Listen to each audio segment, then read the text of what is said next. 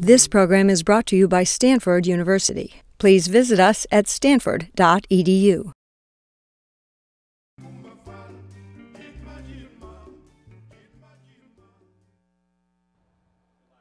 Ladies and gentlemen, please welcome the president of the Stanford Alumni Association, Howard Wolf. Produced by a voice from God. Well, thank you for that. Thank you very much. Good morning, ladies and gentlemen. Welcome to the Reunion Homecoming 2008 President's Welcome and Panel Discussion. We are quite pleased that you chose to join us here this morning. Before we begin the formal program, however, I would like to ask the members of the great Stanford class of 1958 to stand. I totally forgot that the lights would be down. Could the lights be raised for just a moment so that we can see the members of the class of 1958?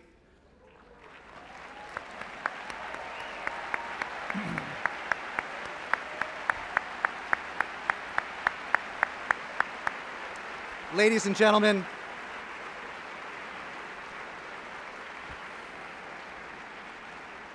these stalwart men and women are here celebrating a Stanford milestone, their 50th reunion. We welcome them back. The Stanford Alumni Association has a very clear yet challenging mission. We seek to reach, serve, and engage all alumni and students so as to foster lifelong intellectual and emotional connections between Stanford and its graduates. As you might imagine, no single event can compare to the power of Reunion Homecoming celebration when it comes to achieving our mission. Magical things happen when more than 6,000 alumni spanning over 75 years of Stanford history come back to campus at one time each fall and immerse themselves in all that is Stanford. The sense of community that unfolds through this immersion is a glory to behold, a sense of family that would make Leland and Jane Stanford proud of what they had created for other people's children. To that end, I hope that each and every one of you fosters your own intellectual and emotional connections with Stanford and your classmates over the course of the next several days. It is very much why we invited you back. To help us get started, we offer a special panel discussion here this morning that we hope will foster a true sense of intellectual connection with the academic core of Stanford. The formula is seemingly so simple and straightforward. We focus on a subject of broad interest to alumni, discussed by a panel of experts from the Stanford faculty and the alumni community. This simple veneer, however, hides the real power of the discussion, the reason it resonates so deeply with members of the Stanford family. Over the years, you, our alumni, have made your desires quite clear. You want a panel with members whom you can trust. You want to hear from faculty and alumni who not only understand the issues deeply, but address the topic with historical perspective and intellectual rigor. Perhaps most importantly, you want to hear from objective scholars and leaders who aren't beating a particular political drum or forwarding some hidden agenda. We started working on this morning's panel 6 months ago. Much work had gone into our original panel entitled Going Green, Making It Work. Then the financial crisis hit last month, and we started receiving calls from alumni around the world who were planning to attend this reunion. They all had the same request. Could Stanford please help us understand this mess? In response, 10 days ago, we decided to replace our Going Green panel with the one you will experience later this morning, Understanding the Financial Crisis and What It Means to You.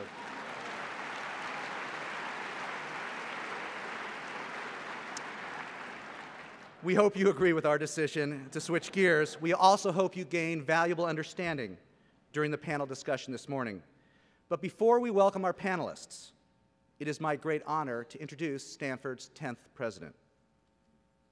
John Hennessy received his undergraduate degree at Villanova University and his master's and PhD degrees at the State University of New York at Stony Brook. Like Leland Stanford himself, President Hennessy is a native New Yorker who was drawn to California by its pioneering spirit and unbridled opportunity. In Leland Stanford's case, it was the gold rush of the 1840s that drew him west. In John Hennessy's case, it was a boom of a different nature, the technology boom of the 1970s, both in Silicon Valley and here at Stanford. In the years since he arrived on campus over 30 years ago, in 1977, John Hennessy has played numerous roles at Stanford. He has been a faculty member in electrical engineering, the department chair in computer science, the dean of the School of Education, the provost, our chief academic and budget officer, and for the past 8 years, president of the university. Lest you think President Hennessy's academic accomplishments have been limited to the Stanford campus, he has been recognized internationally for his accomplishments as well. He is a member of the National Academy of Engineering and the National Academy of Sciences, as well as a fellow of the American Academy of Arts and Sciences.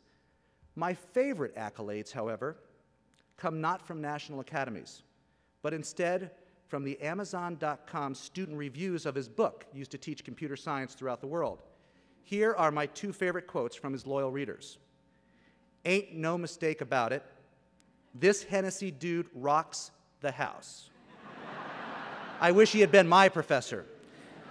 And in a quote that sums it all up quite well, another reviewer shared the following: "John Hennessy is to computer architecture what Elvis was to rock and roll." Building on this rock star metaphor in the spirit of full disclosure, please know that President Hennessy did take a short sabbatical from Stanford in the mid-1980s.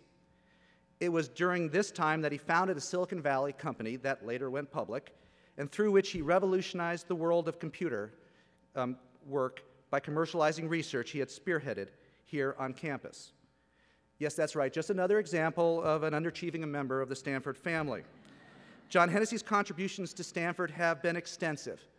Perhaps most importantly, his love for this institution and sense of Stanford spirit is beyond compare. Ladies and gentlemen, please join me in welcoming the man who leads our great university into the future, Stanford's 10th president, John Hennessy.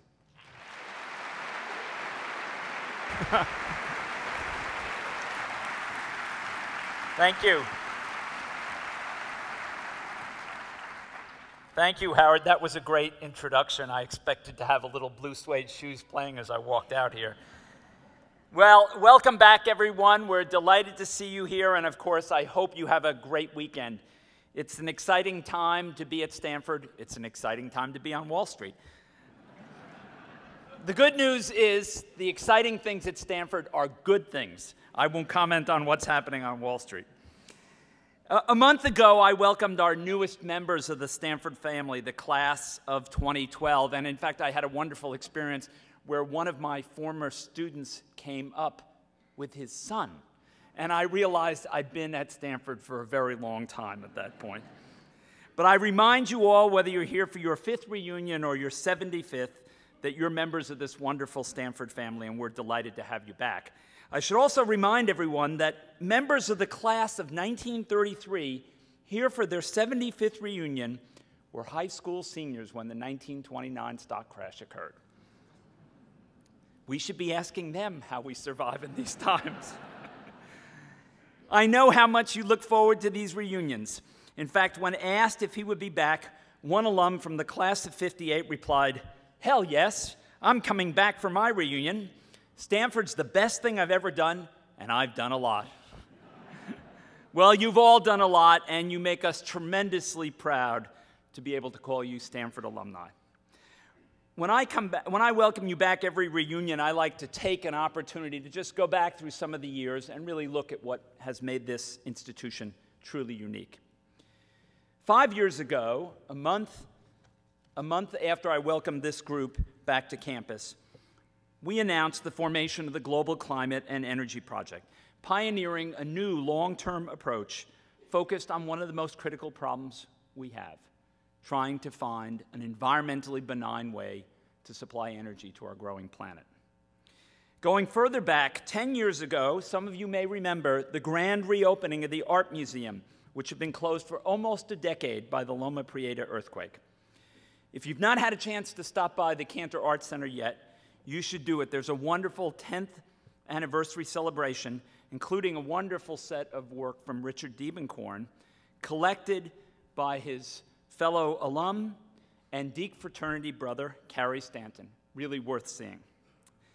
In the 1990s, we were just starting to think about that incredible millennium bug that was going to bring down the world. The concern that most computers stored dates using only the last 2 digits. Stanford professor emeritus William Miller, one of the co-founders of our computer science department, predicted that the cost of fixing this might be greater than the cost of the Vietnam War. Well, I still remember being in Los Angeles on New Year's Eve night for the Rose Bowl game. We checked into the hotel and they gave us, yes, remember that? That was great. We'll get back there. We'll get back there.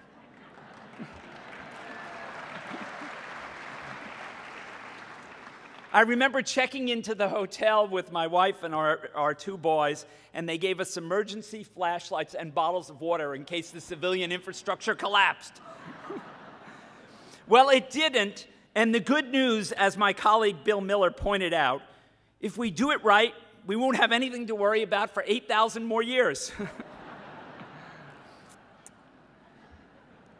20 years ago, Stanford celebrated its centennial coast to coast, and the Stanford Symphony Orchestra embarked on a 19-day Asian tour. This summer, by the way, the Symphony, the Stanford Chorale, the Stanford Taiko, and the St. Lawrence String Quartet toured China as part of the cultural ceremonies surrounding the Olympics. That concluded with 2 wonderful nights on July 3rd and July 4th when they appeared in the Great Hall of the People and the new Beijing Opera House. Playing, by the way, George Gershwin. 30 years ago, a graduate student in physics answered a NASA ad in the Stanford Daily. 5 years later, Dr. Sally Ride became the first woman and the youngest American ever to be in space. The 1960s were an interesting time for universities, a time of protest and activism. In fact, it was right here in Memorial Auditorium in April 1968 that a group of black students went up on stage and took the microphone from then Provost Richard Lyman. Meanwhile, on the other side of campus, totally unbeknownst to anybody here, Professor Norm Shumway was doing the first human heart transplant in the United States. The 1950s were a great time of growth and discovery for Stanford and our very first Nobel Prizes. 4 Stanford faculty were awarded Nobels in physics in the 1950s, firmly establishing the reputation of Stanford's physics community for excellence around the world. 60 years ago, we began the construction of the Hansen Laboratories for Physics to build a new billion-electron linear accelerator, a year after a small prototype had been built in the basement of the physics department. This past year, by the way, we removed the remnants of that accelerator to make room for our newest quadrangle at Stanford. The new Center for Nanotechnology and Nanoscience will sit where that accelerator once stood. And 70 years ago, the School of Education building, now known as Cubberley, was dedicated.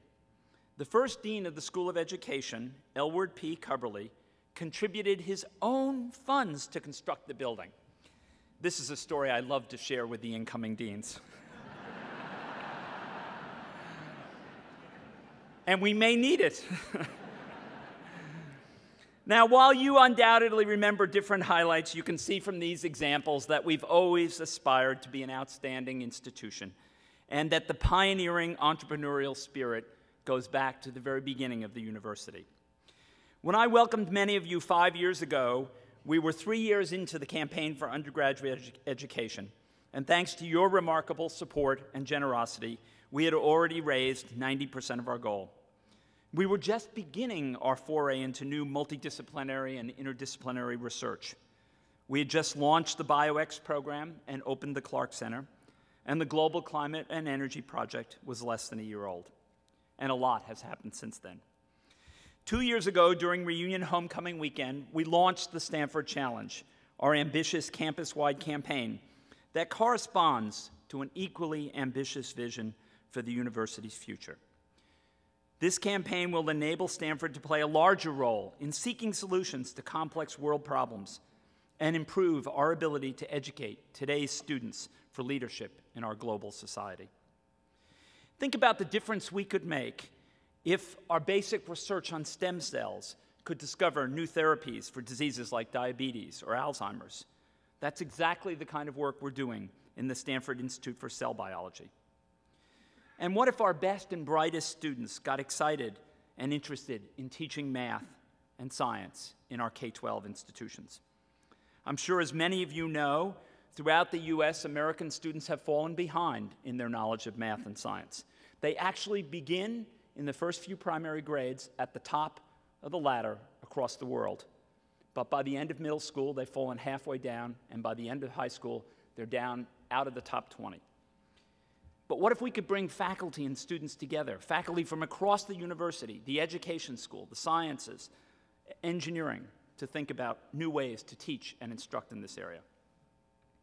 And imagine the impact if we could be the institution that found new ways to generate renewable energy. We could save both our environment and our economy at the same time.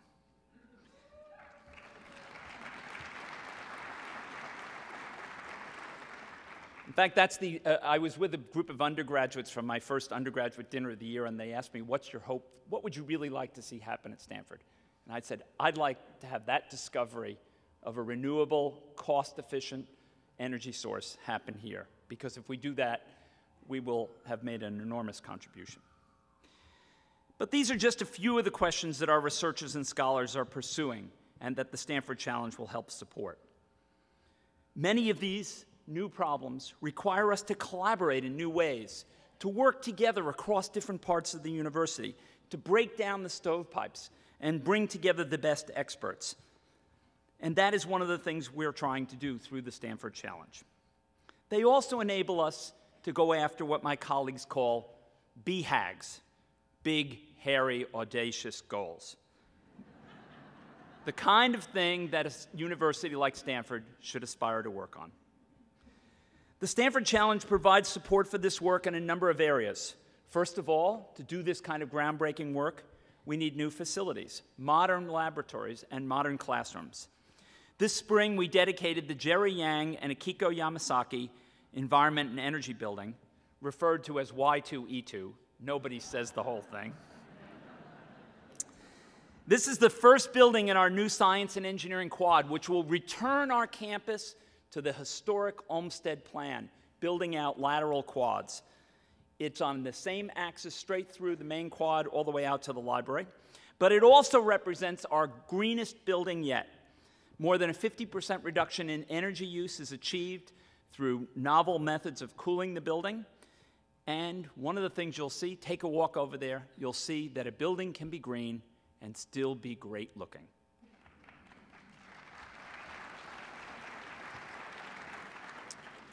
If you walk around campus, you'll see a number of other important construction projects. The new Knight Management Center, our new Graduate School of Business green campus, where the entire campus will be built with cutting-edge green technology. That work has already begun if you take a stroll down Sarah. The Stanford Institutes for Medicine building, which alumnus Lori Loki just gave us $75 million to help build, is scheduled for groundbreaking. That will hold our new Stem Cell Institute.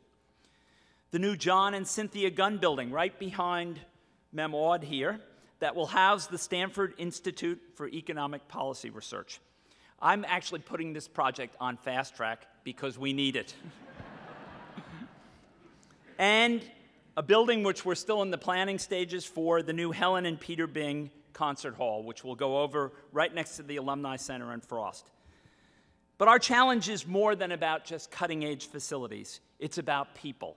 People who advance knowledge, and students who are educated here. With undergraduates, as many of you know, we announced a new financial aid plan last year, which will eliminate any family contribution for families with income below $60,000 and eliminate the tuition component for families with incomes below $100,000.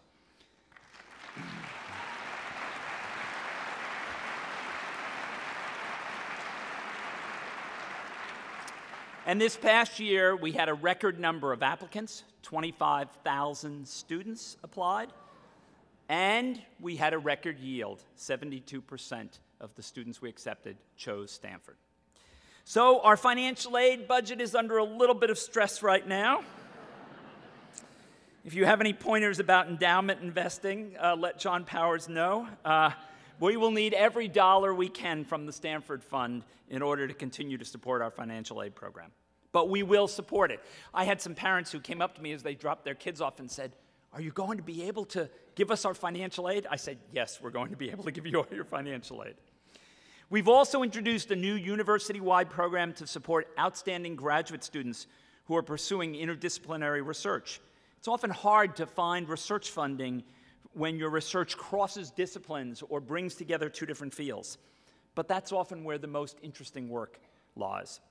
Our new Stanford Interdisciplinary Graduate Fellowships were awarded just this year for the first time, and we've got 12 outstanding students in these fellowships.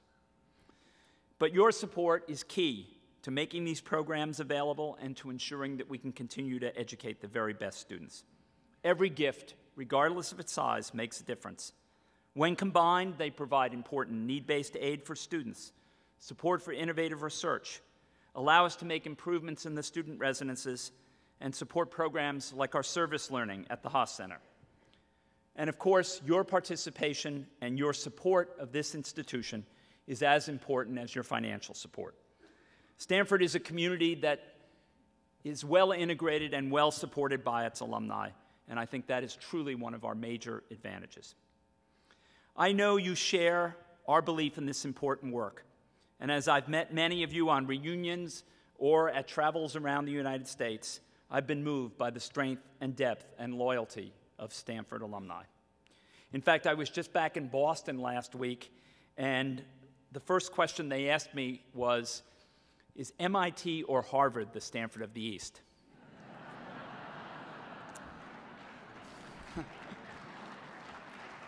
I said it takes all of Cambridge to be the Stanford of the East.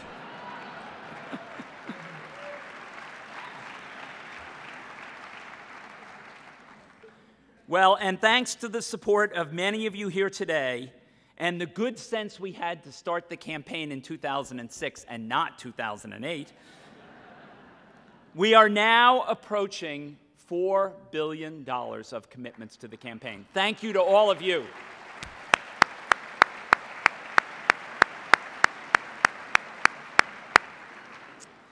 But I want you to remember something.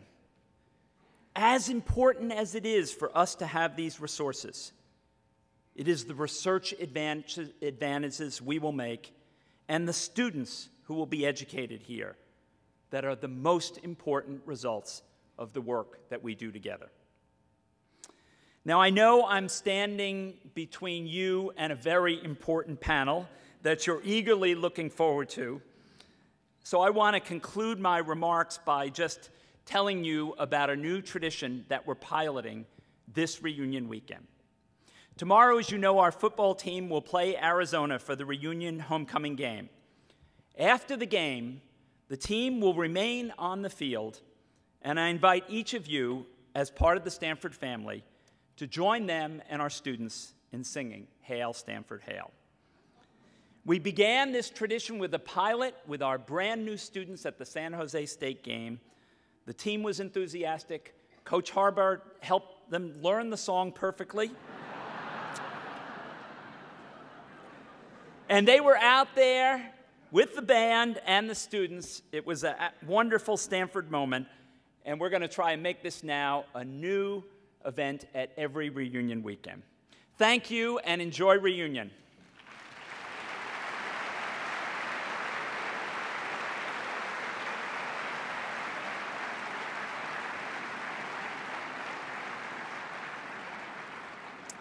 Thank you all. Now on to our panel. I think today's panel discussion hopefully will help us understand where we're going. I was asking the panelists early, what will be the low point on the Dow? I told them they could either tell me that or they could tell me the day that it's going to hit its low. I'll accept either one. To kick it off, I want to introduce our moderator, John B. Chauvin, the Charles Schwab Professor of Economics and the Wallace R. Hawley Director of the Stanford Institute for Policy Research. And John will introduce the rest of the panelists. John.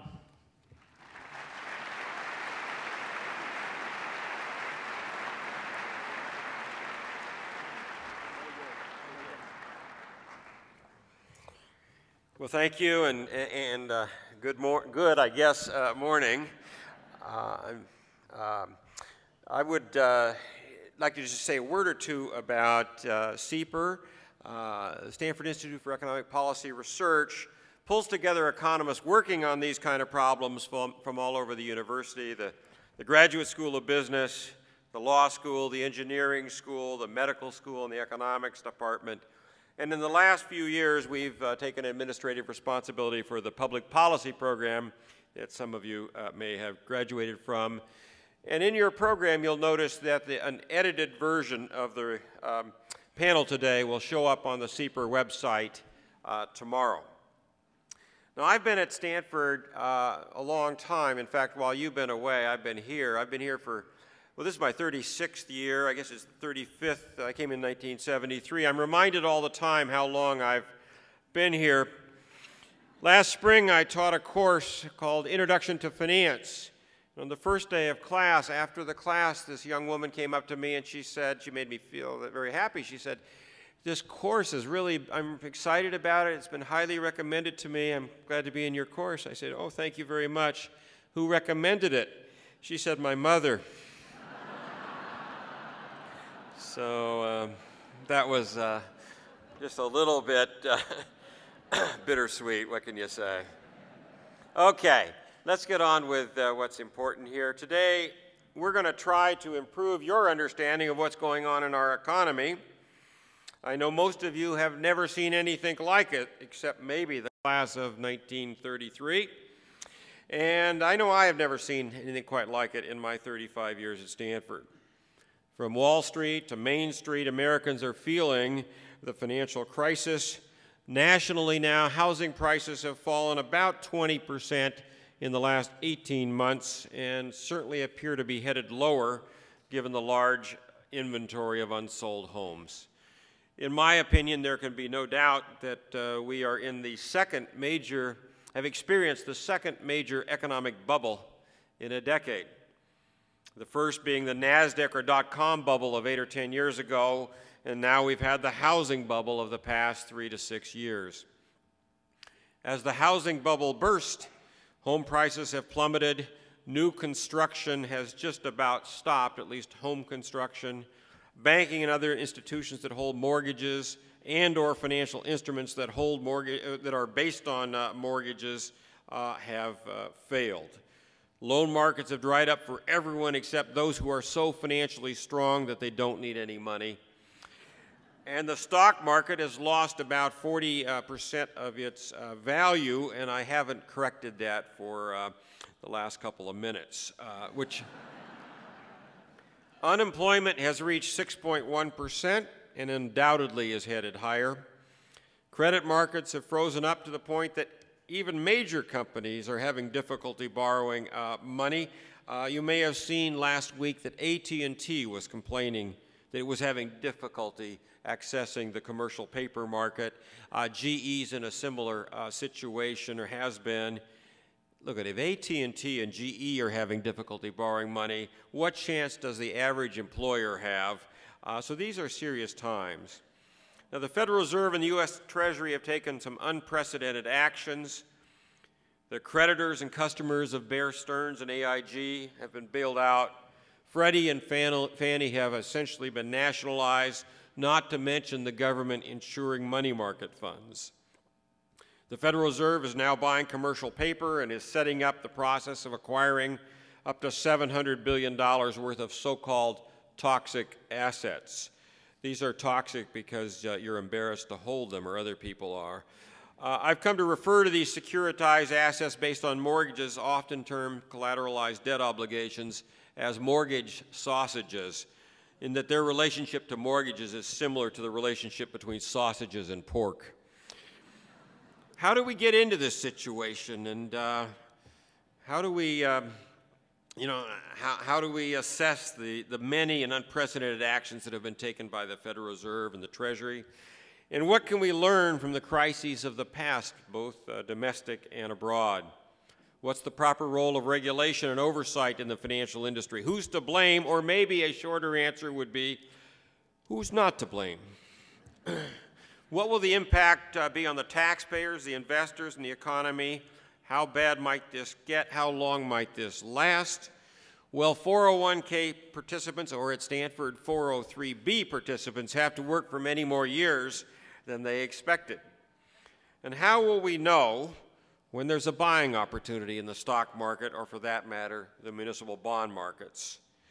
So we have a panel today to answer some of those questions. By the way, this is a very exciting time to be an economist or be studying economics. You know, I mean, every once in a while, economists get kind of overconfident and they think all the important problems have been solved. That's obviously not true. And so I've noticed that the interest in CEPR has grown rather dramatically in just the last couple of months. So today we have a very distinguished panel, and ladies and gentlemen, would you welcome our panelists? If they would come up, I will introduce them.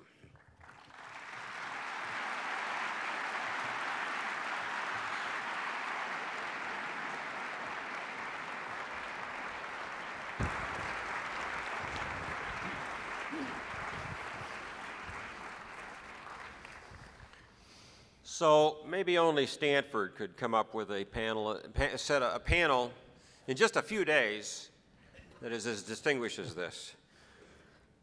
From closest to me to furthest to me, Dennis Lockhart, Stanford, 1968.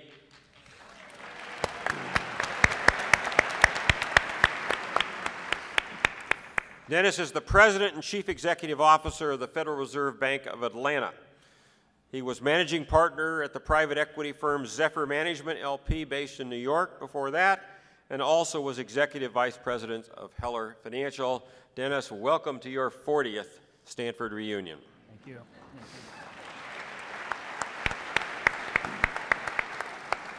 John Taylor, Stanford, PhD, 1973.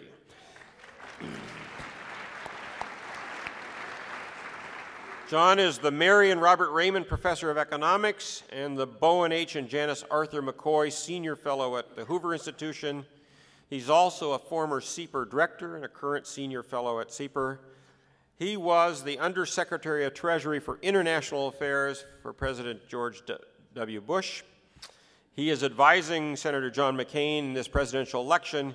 Given that this is a reunion weekend, I should mention, and many of you know, that John Taylor is an award-winning teacher. This is his 35th PhD reunion. Mark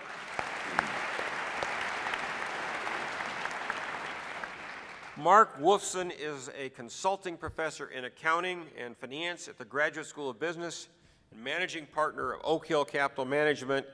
And of course, I think his most important distinction is he's a CEPR board member. Ann Cassell, Stanford MBA, 1985.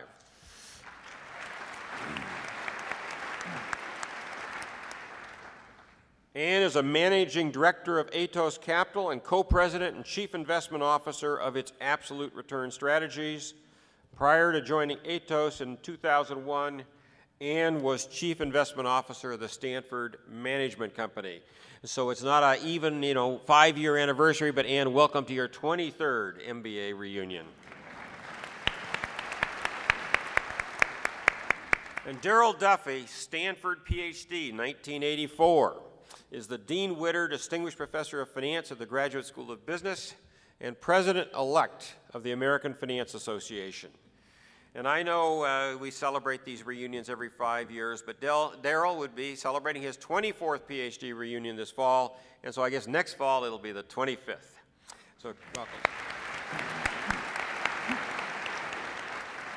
So the format today, let me explain it. In the first part, which will last maybe 40 minutes or so, I will ask the panelists, each of them, 2 or 3 questions. While you think of questions that you want to ask, we do have microphones in the aisles. I think there are 4. And once we get to the part 2, we'll go to the microphones and you can ask your questions. If you don't address it to a specific person, maybe I will figure out who best to answer that question. We have overflow rooms because of the timeliness of this topic.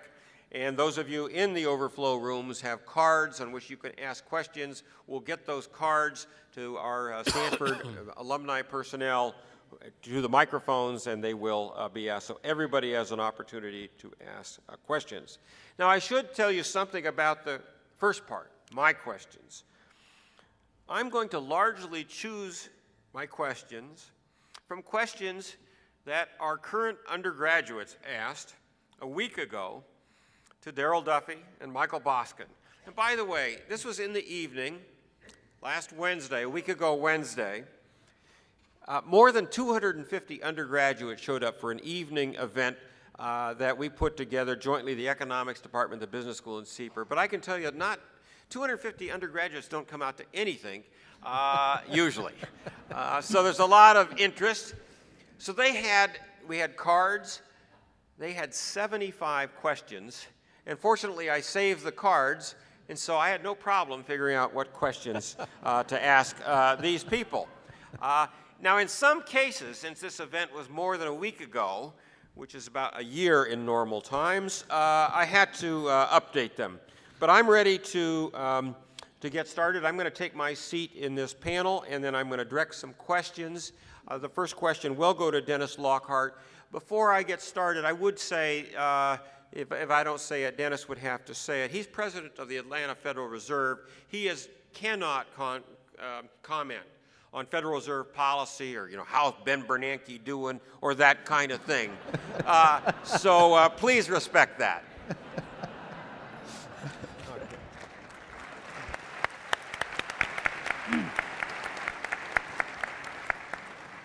So as I said, Dennis is first. And Dennis, could you summarize just what's your assessment of what is going on in the domestic economy and in the global financial markets at this time? Let me just give you a little context. I mean, just how alarming is it? And how weak might the real economy get in 2009? Now, you only got 3 minutes, but there's one other thing. How will we know if the housing market is beginning to stabilize? John, thanks for those questions. Let me first say, and I know John Taylor will have some serious things to say about being in MEMOD. I just want to say I'm pleased to be back in MEMOD. It brings back very fond memories of shouting expletives during Roadrunner cartoons.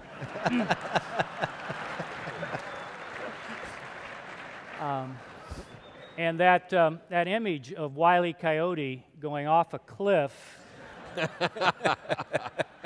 may be a little too close for comfort this morning. John, let me try a summary very quickly. Connecting the dots these days is, of course, extremely challenging, and you're doing it on a minute-by-minute basis. But the center of the problem is the dollar credit markets of the world, and the center of that problem is the interbank credit markets, which have, to a great extent, locked up in recent days. Banks think in terms of what they call counterparty risk. They assess the risk of lending to another bank on a very short-term basis, usually a month or 7 days, but today on an overnight basis. The maturities in this market, if there is lending going on, have shortened to virtually overnight. The reason that counterparty risk is so serious is because there's question about the liquidity and perhaps even the solvency of those other banks based upon an opaque sense of what they have on their balance sheets. It's difficult to assess how much exposure other parties have to the so-called toxic assets that John mentioned, and therefore most banks are taking a policy of better safe than sorry.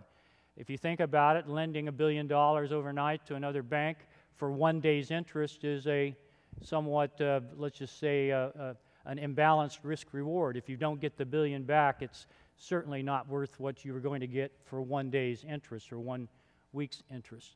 So there is a flight to safety going on among banks and financial institutions.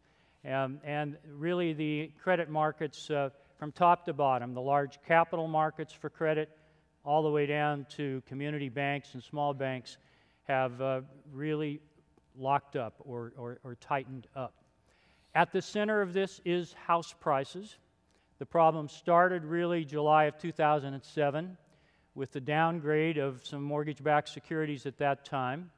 It was a bit of a shock to the system at that time that the downgrades occurred, and it began a process that I think is probably now best described after 13, 14 months as interactive, cascading, and cumulative. And that process has simply grown. House prices, U.S. house prices, around which securities have been built that have been distributed literally all over the world, are really at the center of this. It's the house price from peak to trough decline has been now over 15% and is expected to go somewhat further. But we, at least in the Southeast, where I spend most of my time monitoring the economy, we're beginning to see some signs of some markets for houses bottoming out, some encouraging signs.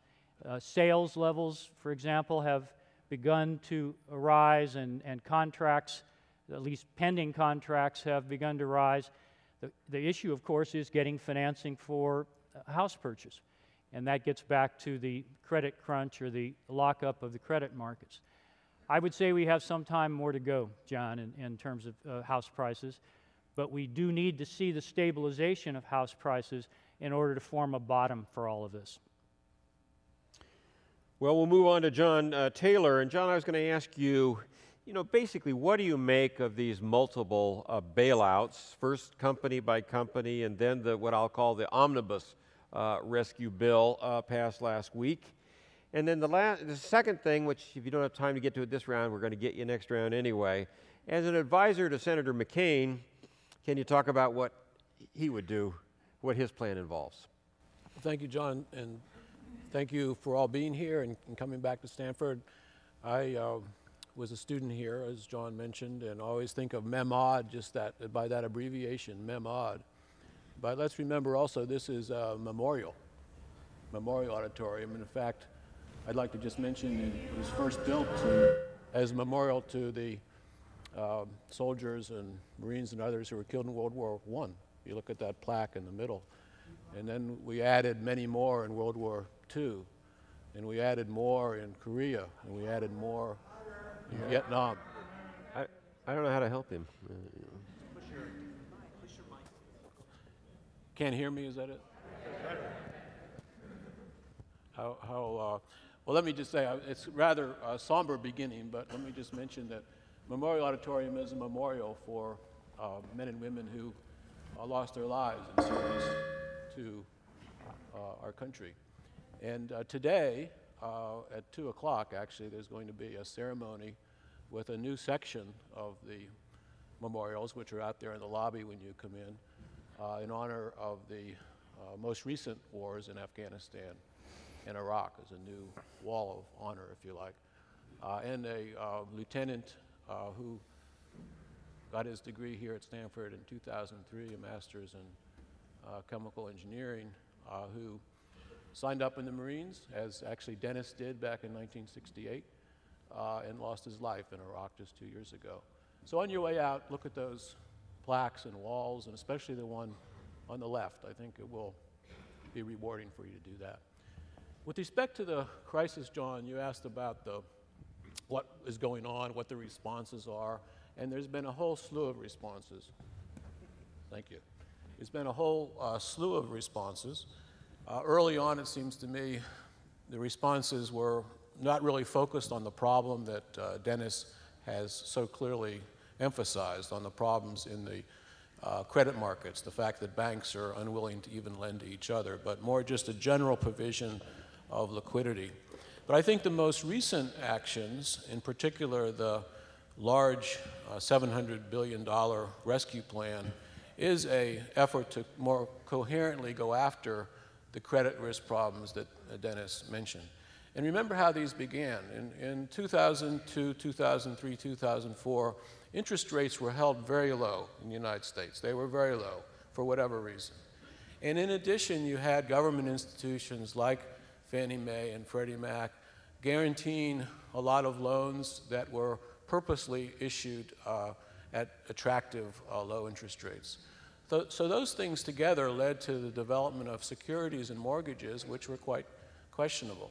They also led to this enormous boom in housing prices. You know, you talk about a decline in prices recently, but they're following this enormous boom, and we're just coming back down. And whether we're there or not really depends on, you know, what the equilibrium is, and we just don't know. I hope Dennis is right. We're getting close.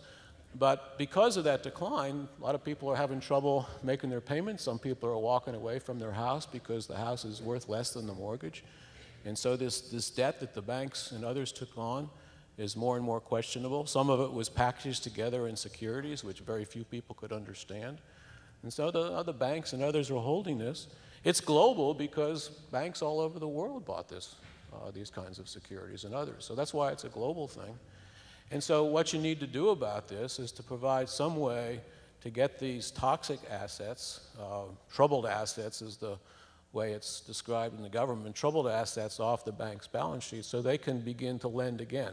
And now they're very reluctant to lend. They don't know what the balance sheet of their banks they're lending to looks like.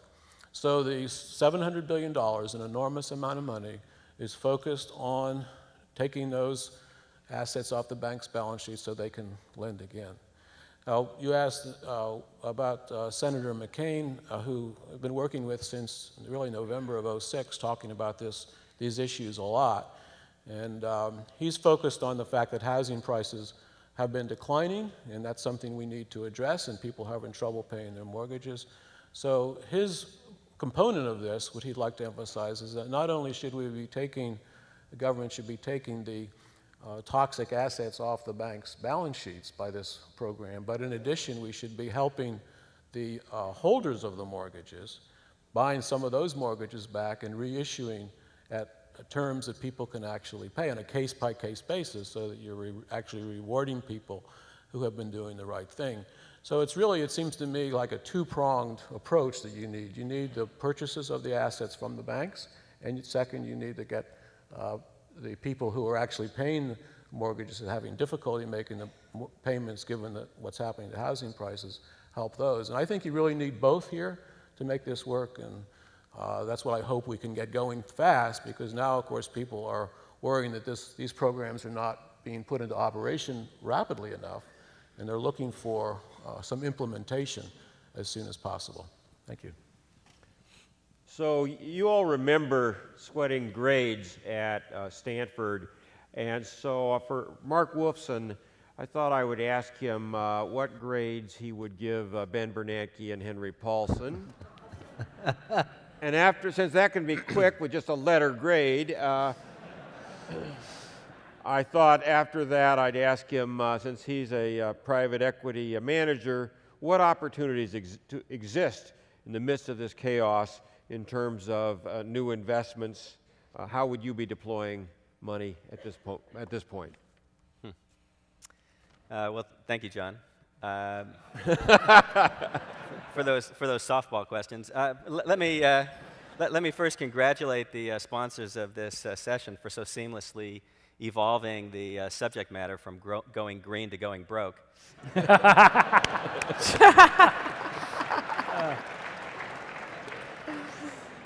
Or I might say more aptly, given the environmental theme, from going green to going dark, but something like that. When I agreed to serve on this panel, I never imagined, and this was just a short while ago, I never imagined there'd be so much to talk about. The world has changed so fast in the course of the last week that whatever initial thoughts I may have had, I've just had to throw away. I'm no longer in a position to give joint grades to Bernanke and Paulson. I actually think we have to give them separate grades at this point. So perhaps I'm a little biased.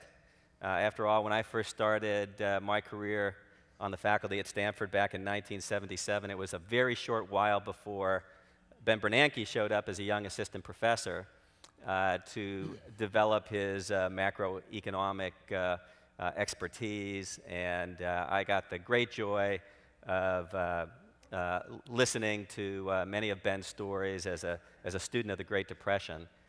which, with the benefit of hindsight, was a remarkable precursor of some of the things that he's got to deal with today. I've been very impressed with the decisive action that Ben Bernanke has consistently taken. Given the limitations that his office provides him, I think I would give him a solid A for his grade. I think that the other half of the partnership, Paulson, has done a pretty good job, but I can't give him an A. I'd have to give him maybe a B or a B minus, and the reason I'd have to dock him a little bit on his scores include the miscalculation of allowing Lehman to fail. I think that he takes primary responsibility for the decision to allow it to fail, and with his Wall Street pedigree and background, he has to take responsibility for the miscalculation and collateral damage that's resulted through the complex network of counterparty relationships that intersected the many contracts that Lehman was party to. That, in turn, has had a cascading effect on the deterioration and the seizing up of credit markets globally. And we are, unfortunately, at one of those unusual, limited times when one wishes for the presence of a benevolent dictator. The joint efforts of a Bernanke and Paulson, if only they had the authority to act unilaterally to address these global problems, would be far superior than the delays in timing that we face in the political process through which they must operate. And so, unfortunately, the credit seizing that we're experiencing is occurring faster than the pace at which the solutions can be applied. We need far more massive interventions in the markets today than the $700 billion program is able to deliver. Far more. We've gone beyond the point where purchasing distressed assets will be the solution to allowing lending to be restored with the order it needs to be restored.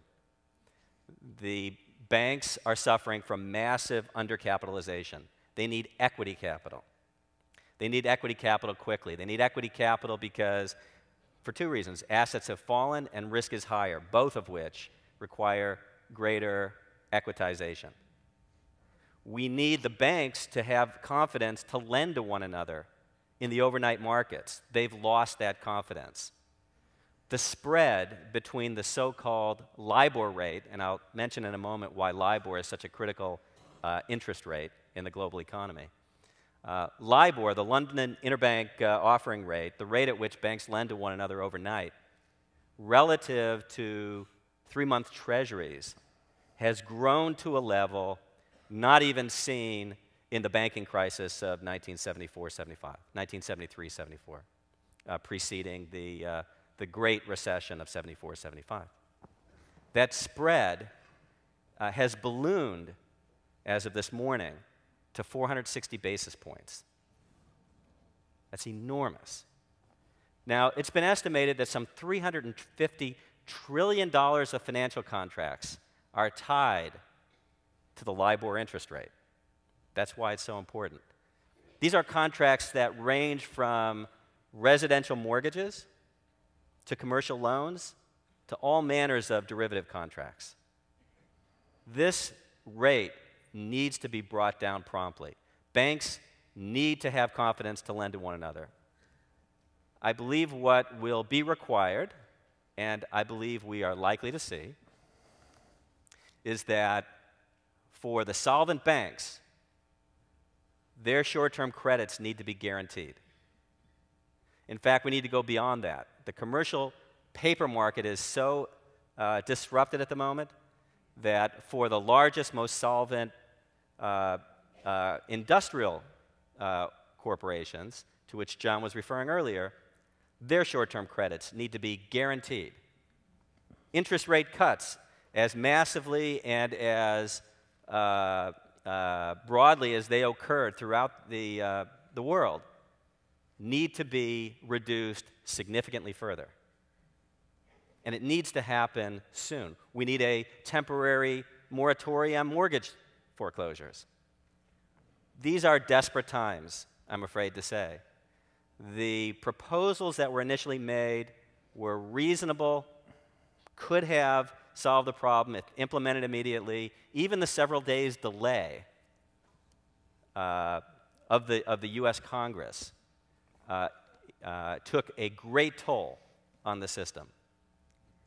And my great hope is that this weekend, the G7, the G20 will act in a coordinated fashion to massively intervene in the markets to restore confidence. I would not be shocked, given the difficulty of effecting this coordination, if the stock market were to be closed for 1 or 2 days on Monday or Tuesday, in order to ensure that a coordinated solution to restore confidence and smooth functioning in the credit markets, which is the linchpin to the solution of getting equity capital invested, could be accomplished.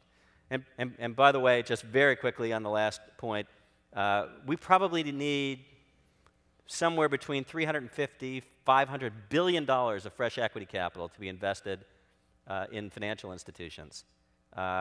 As attractive as the opportunities may ultimately become for the private equity community, the private equity community can perhaps supply $30 to $50 billion of that. And that means that the private equity community, by being able to do deep dives and due diligence that the public can't do so easily, can perhaps help jumpstart that process. But it requires an awful lot of additional capital from the government and from others in the private sector who are not participants in the private equity markets. Ann,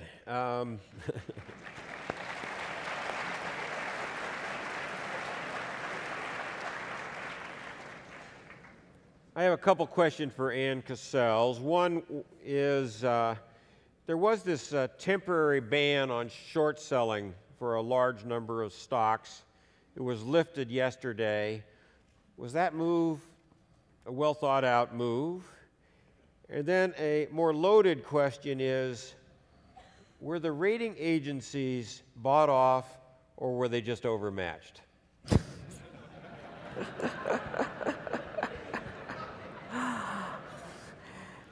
Let me try to take the second question first, which is, I think the rating agencies in general were overmatched. They have a tendency to build models of how credits will behave based upon the past. And so when you get a substantial change, something like a regime change or an entirely new market, those models just aren't very stable.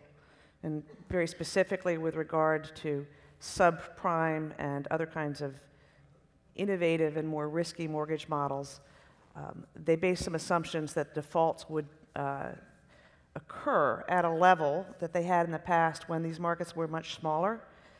And it's very difficult to build a model to assume that the default levels that you'll have for a market, which in the case of subprime really was about a $50 billion a year market, will be stable when you grow that into a $600 billion a year market. Suddenly, you're lending to new people under new conditions, and those assumptions really aren't stable.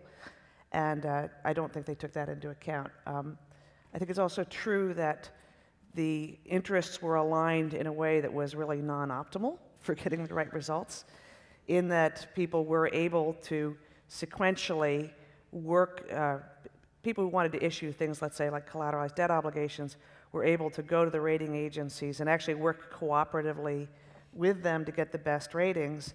And since they were going to be the ones to pay for the ratings, if they didn't like the results at rating agency A, they could then go have a discussion with rating agency B, so that wasn't optimal. Someone will correct me, but I believe that for someone like Moody's, rating things like CDOs may have gotten to the point where it was equivalent to 40 to 50% of their revenues around the year 2006. And it's often the case when you have a new product that is growing revenues really quickly that can skew the incentives inside of an organization. As to short sales, I think it's fair to say that 2 weeks ago, Wednesday, it really did feel like the market needed a timeout. You know, the point at which we, following Lehman and AIG, we got the dramatic falls in Morgan Stanley and Goldman Sachs stock. And I think Mark's point is very interesting, that maybe we will have a timeout for the markets on Monday or Tuesday. I was thinking about being away from the office on Monday, since it's a national holiday and the banks and the Federal Reserve are closed, so it might work well for my personal plans. Thank you. But I think the temporary ban on short selling 799 financial stocks, which rapidly expanded to probably 900 or 1,000 stocks, and I'll explain how that happened, will probably come down in history as a good example of the unintended consequences of regulation.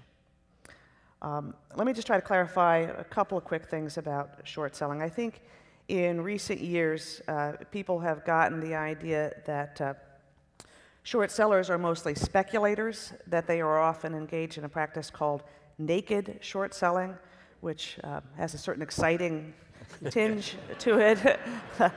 And that they're actively involved in spreading rumors and trying to drive down the stocks of companies. That has not been my experience, and I've been working with hedge funds for 13 plus years. My experience is that short sellers fall into one of several categories. One would be fundamental equity analysts who have done their work on companies and believe that in the long run, a company is going to have deteriorating fundamentals. An example might be someone who looked at the balance sheet of Wachovia, looked at the enormous amounts of option arms and thought, that's a risk. And they tend to hold their positions for a fairly long period of time, so they're not day trading stocks down.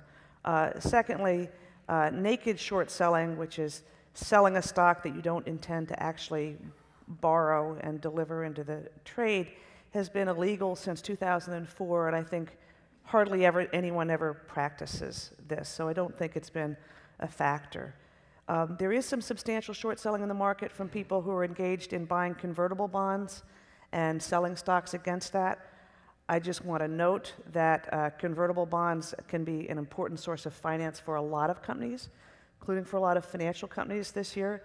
So one of the unintended consequences of putting this ban on was to completely disrupt the market for convertibles by making half of their business strategy temporarily illegal and unfeasible.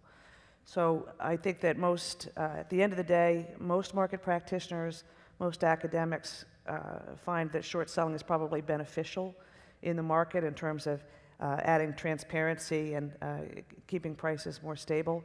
I think that what Cox and the SEC did was really mostly disruptive and caused a lot of volatility in the short run. And we may have some changes to short selling in the long run, but I don't think this was a great way to approach it.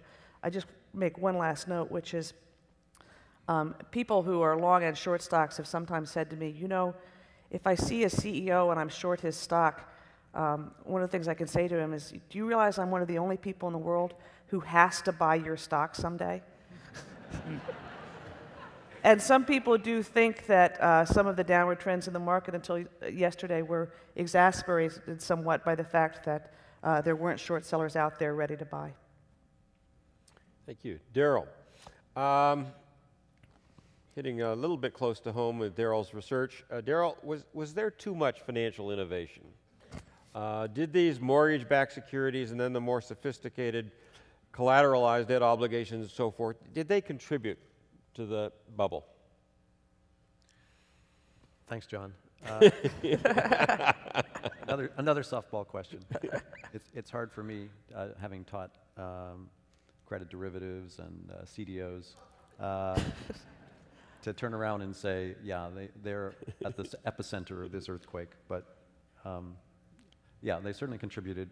Back in the good old days, homeowners used to go to their banks and take out a loan to buy their homes, and the bank would monitor the quality of that borrower because they had what Warren Buffett called skin in the game.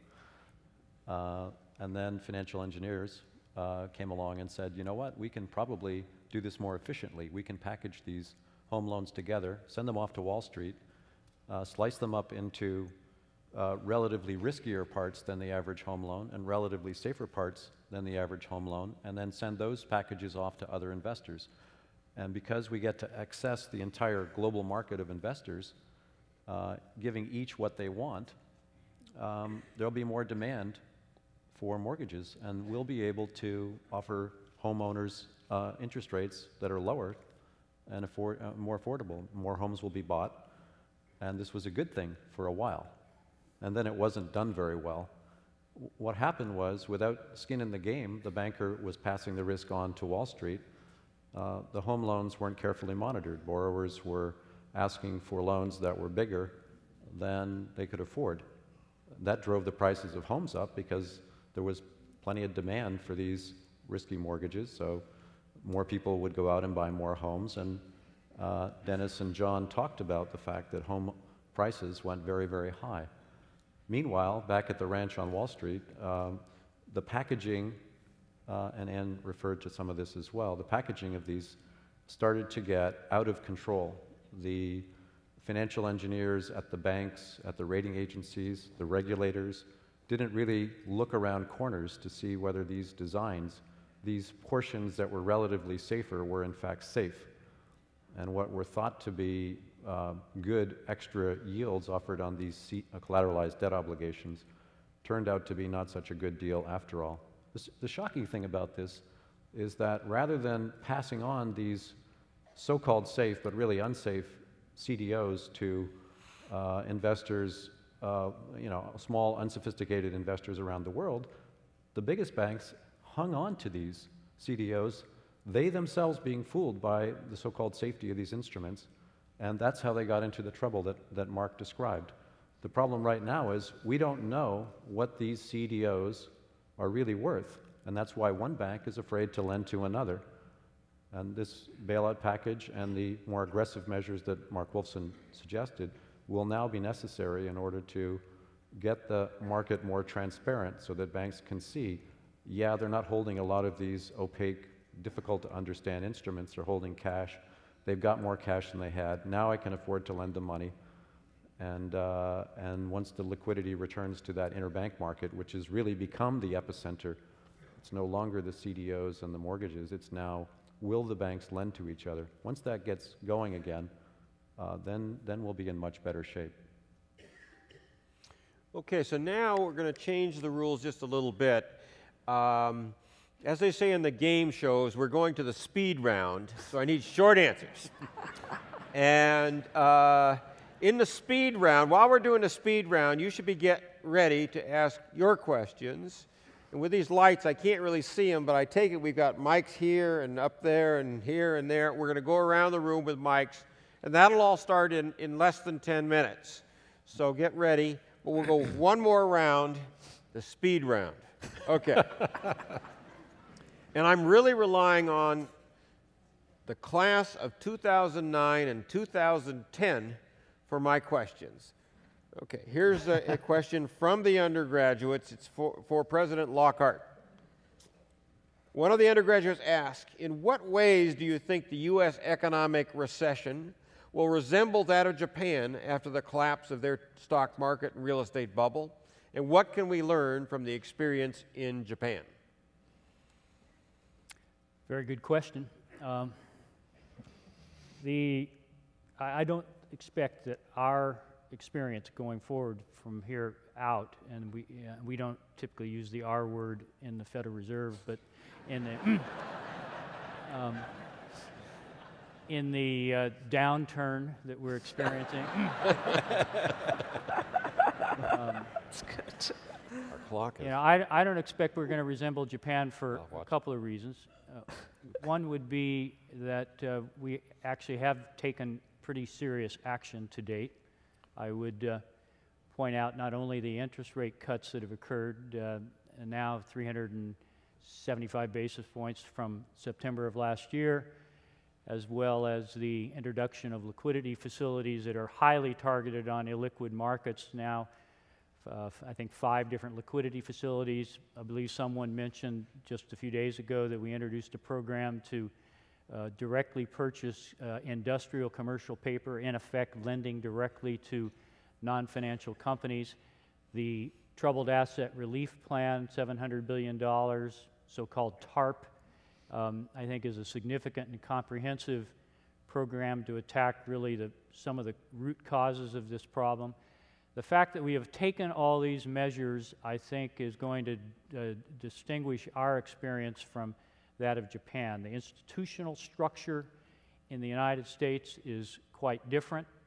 The amount of transparency in many respects and the willingness to step up and attack a problem, I think, will be different than what Japan experienced. So I have no expectation that we're going to see a lost decade kind of experience that unfortunately Japan experienced.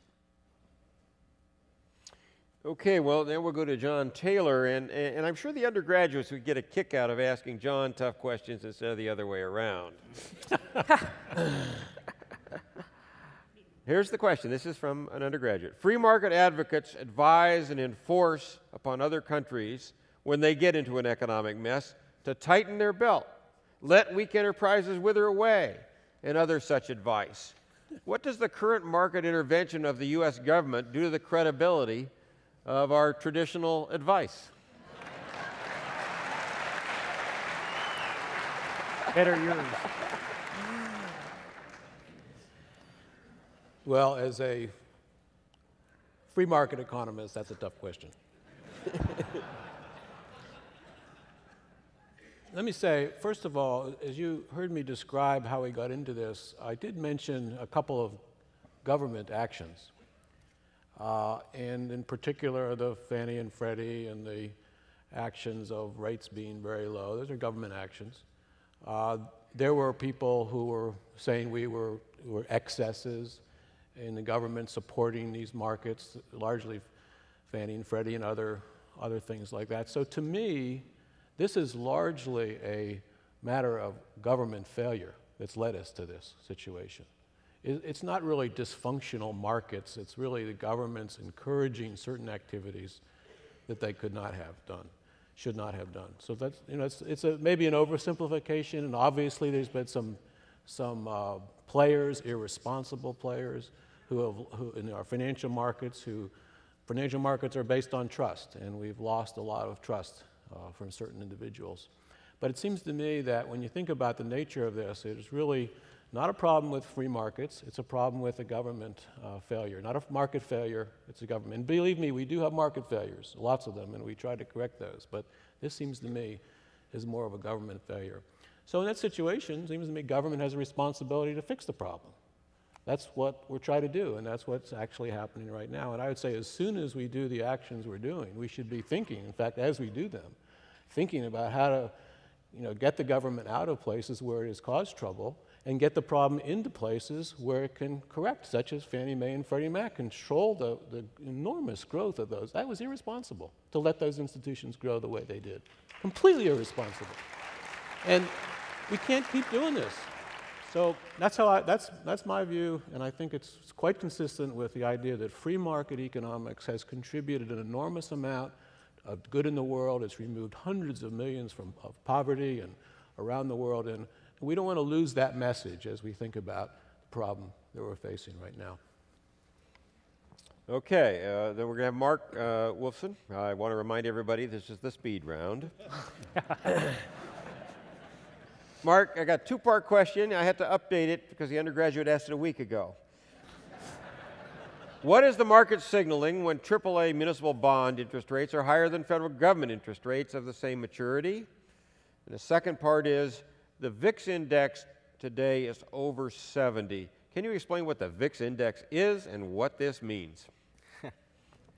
Well, municipal bond yields being higher than taxable yields simply means that the expected default rates on the municipal bonds is in a different zip code. It's in a different, wholly different realm from government bonds. And so basically the tax exemption is overwhelmed. The benefits of tax exemption are simply overwhelmed by the expected defaults and the credit challenges that the municipalities face. So that's pretty simple.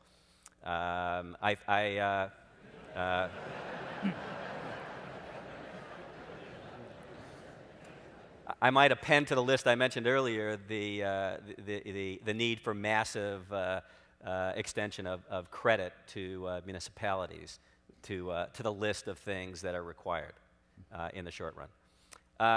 VIX index. So VIX is a common measure of assessment of risk in the economy.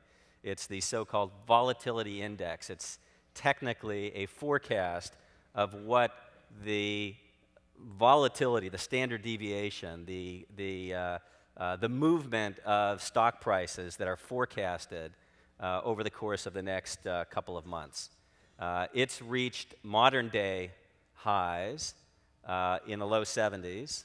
The average volatility index, the average VIX, tends to run in the high teens. High teens. It's trading over 70%.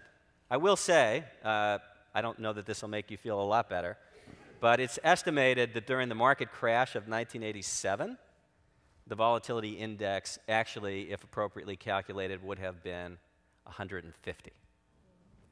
That was over a very brief period of time. This one has been trading at an elevated level now for a much more extended period of time. It's a sign of the extraordinary degree of uncertainty that we face in the market today, just as the so-called LIBOR spread, to which I referred earlier, is just another measure of that. I must say there is confusion. I was listening to the TV this morning, and one guy was saying, you know, there's a tremendous risk of inflation, and the other guy was saying there's a tremendous risk of deflation, and I was a little less confused, but so that may be a question that may come up. Okay, so Ann Cassells. Now, Ann and I actually were at a dinner together Tuesday night, and George Shultz said the following. He said that a big part of the problem is that Americans are simply living beyond their means. The government spends more money than it has. Households buy houses that they can't afford. We simply need to get back to saving and living within our budget. So I thought I'd ask Ann what she thought of the former Secretary of State, Treasury, Labor, and Office of Management and Budget. I guess OMB is not a cabinet, it's not a secretary position. I just want to say Secretary Shultz is just such a great man who has served our country so well and is such a good friend of the university.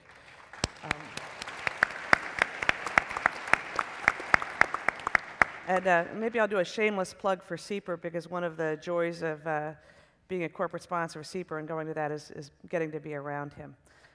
And he's also been contributing a lot with some of his ideas on energy. I think he's really on to something here. I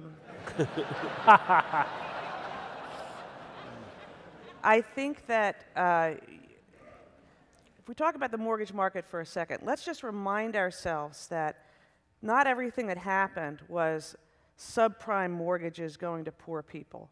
There were a lot of people who refinanced mortgages, home equity loans, you all saw the ads on your TV, and took a lot of money out to finance an improvement in their lifestyle. Sometimes it was a vacation, sometimes it was tuition, sometimes it was an emergency medical need.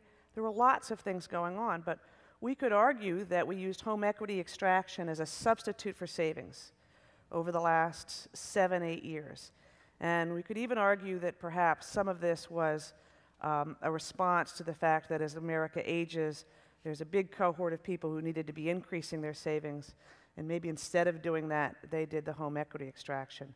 The extraction was equal to, probably $1 trillion+, several $100 billion a year that was almost like disposable income and a heavy part of GDP. So to the extent that we're unwinding that, that is a serious headwind. And I think the Secretary is right. We are going to need to save more, and that's going to make the totality of circumstances a little bit more daunting. I want to give John a little plug here. He and I have been talking for some years about how do we deal with the demographic shifts, things like entitlements, and one answer that starts to come up is it's quite possible that some of this will resolve itself by people working longer.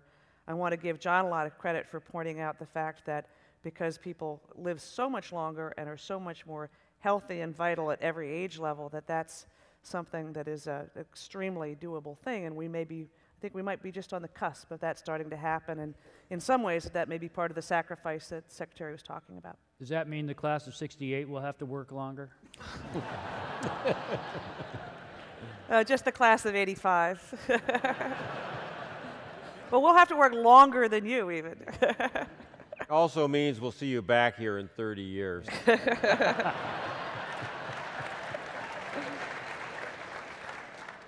So, Darrell, Mark hinted that maybe the failure to bail out Lehman was a mistake. We were going case by case, but on that case we decided we wouldn't do it. What do you think? Was that a mistake? Yeah, I have to endorse Mark's grade. I'd say all of the solid A down to the B or B minus could be attributed to that decision. Actually, the day before, I got a call from a London pub. There were two contacts at big banks that trade credit derivatives, which I'm sure will come up in this discussion. It said, will Hank Paulson allow Lehman to fail? And I said, he said he needs to draw a line in the sand to prevent what's called moral hazard, which means that if you keep bailing out financial institutions, you're just encouraging them next time to take more risk. And moral hazard was the catchphrase of the day a few weeks ago.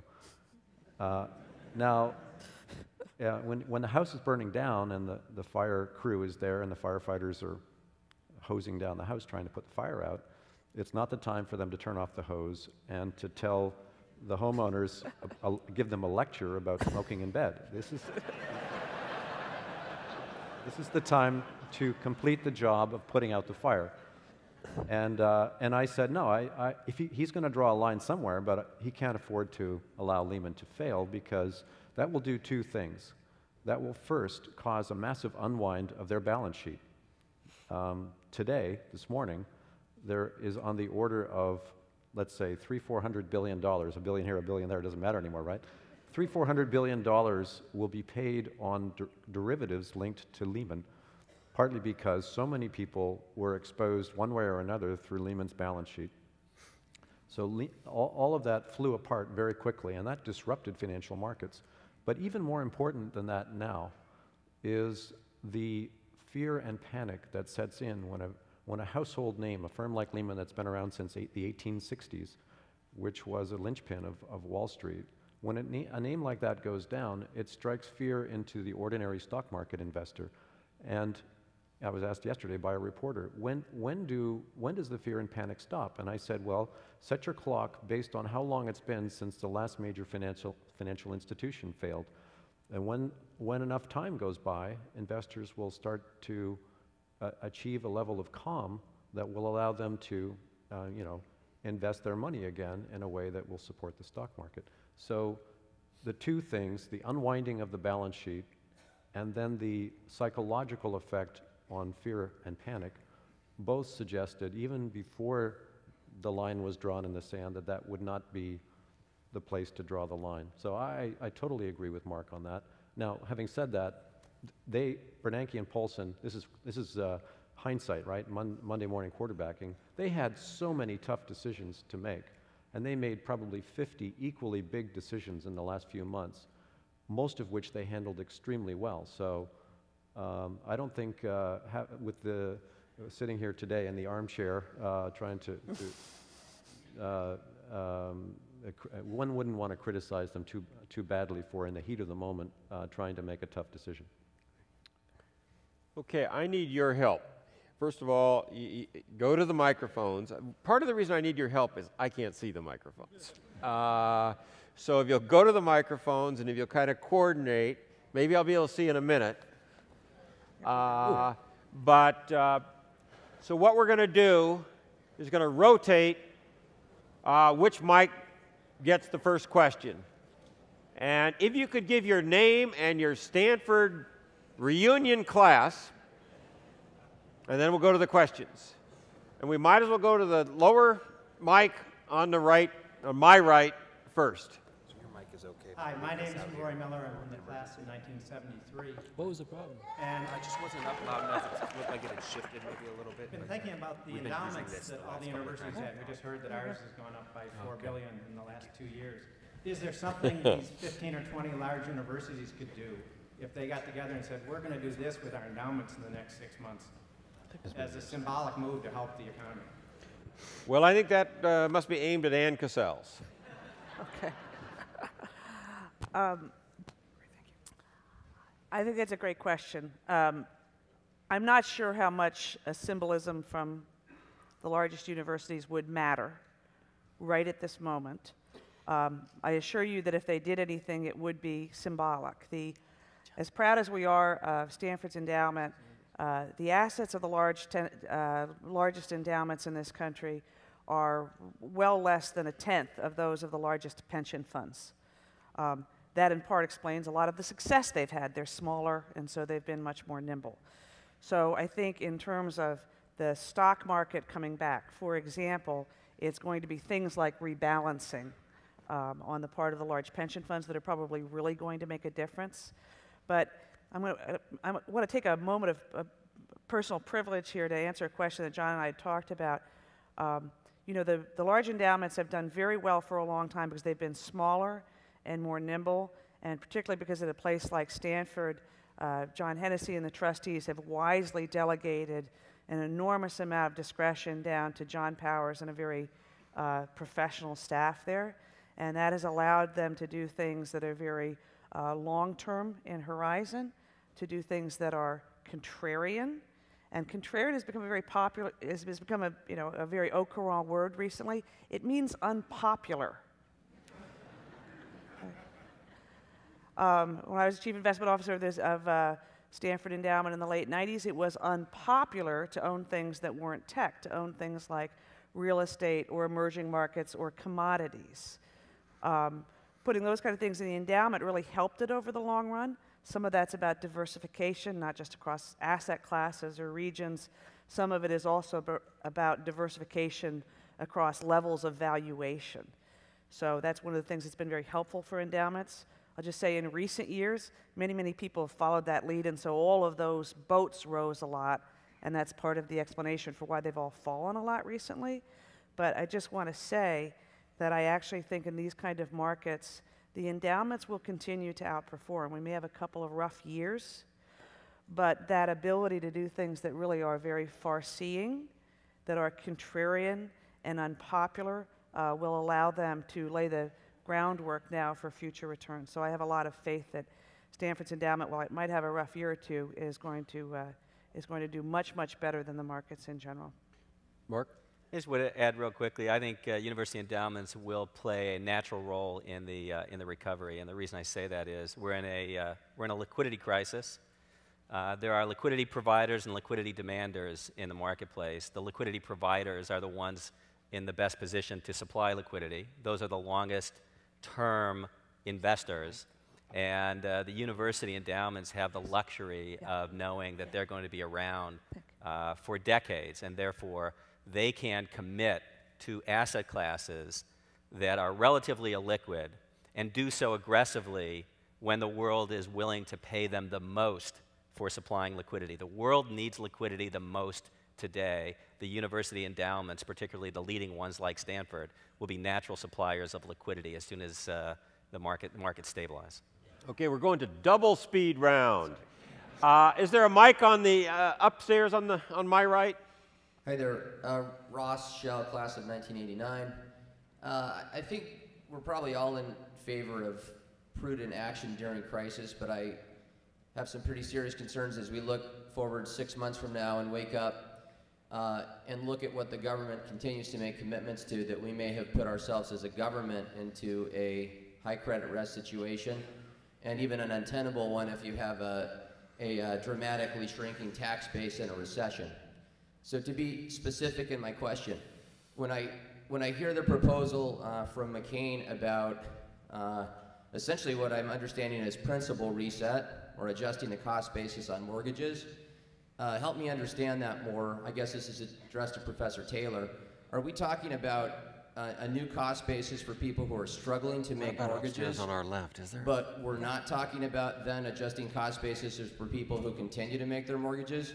That to me seems a step into socializing housing, and I wanted a little more explanation. Sure. The problem, as we talked about, is these declining home prices, right, which are putting a lot of people underwater, where the value of the mortgage is greater than the value of the house.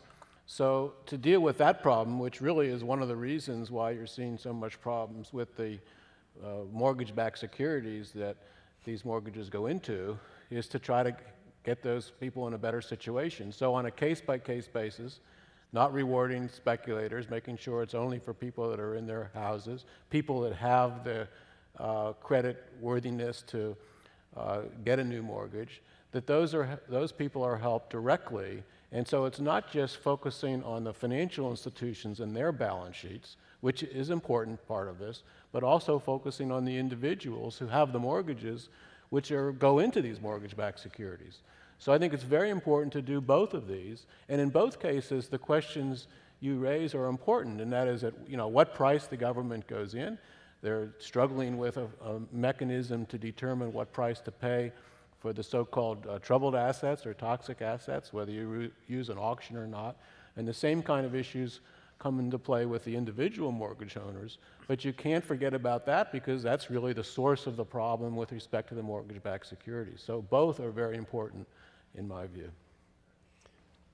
On my left, upstairs. Thank you. I'm Jeff Fenton, School of Engineering graduate student, class of 1982. Much of the blame for this crisis is being laid to the innovation of new financial securities that nobody understands and nobody can manage. As part of the new regulatory regime that is needed, should derivatives and other innovations be abolished? And should financial engineers be sent back to do civil engineering or electrical engineering?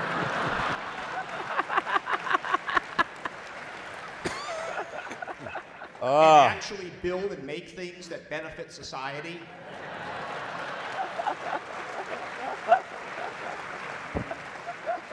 You are a tough crowd, but Daryl, I'm going to give it to you. That's a great question. Softball one.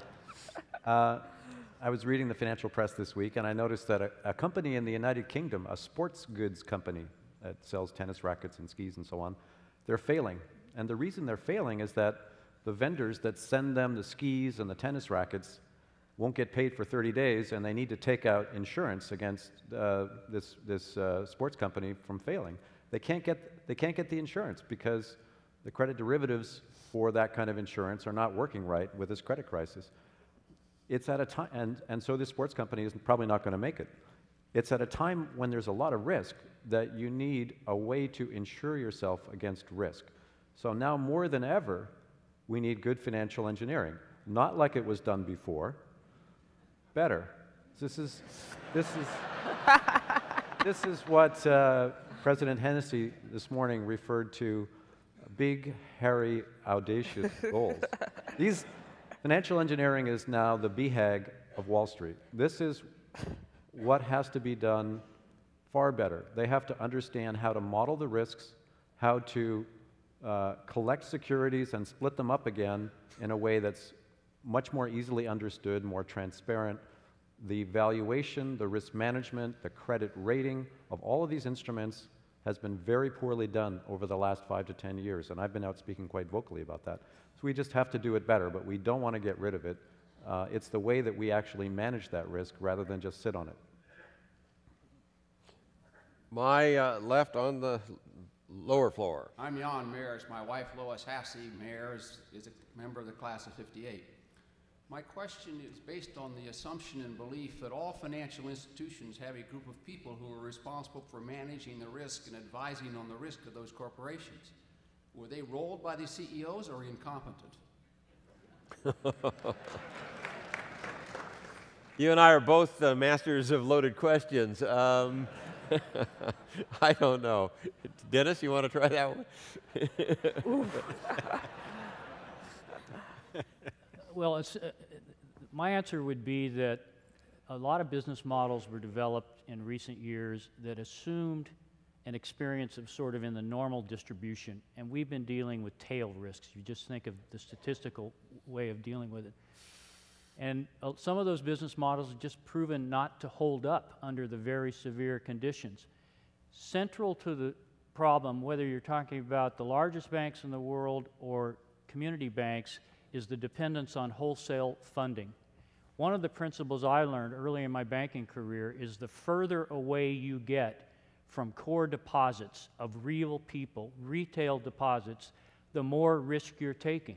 For years, institutions built up their balance sheets taking in wholesale deposits from capital markets, money markets, brokered deposits, and so forth, which in normal times worked. It worked fine.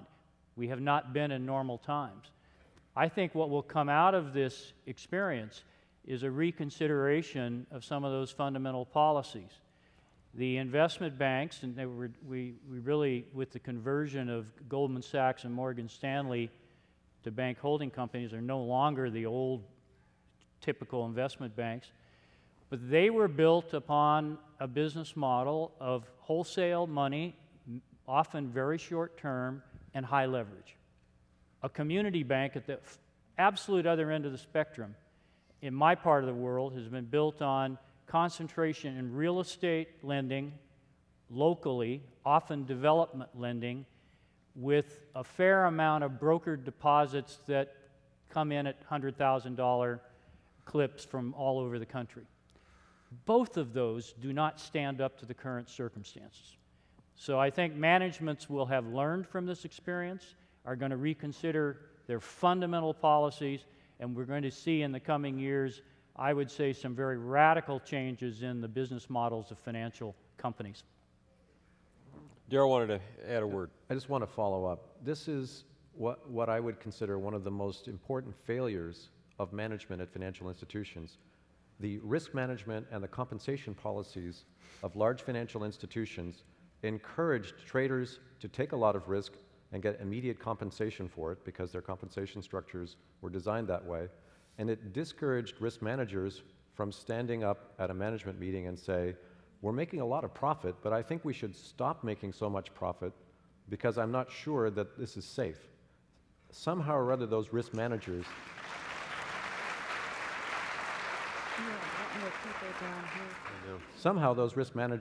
were implicitly or explicitly told to sit down and not make such a fuss because we're making a lot of money in the meantime.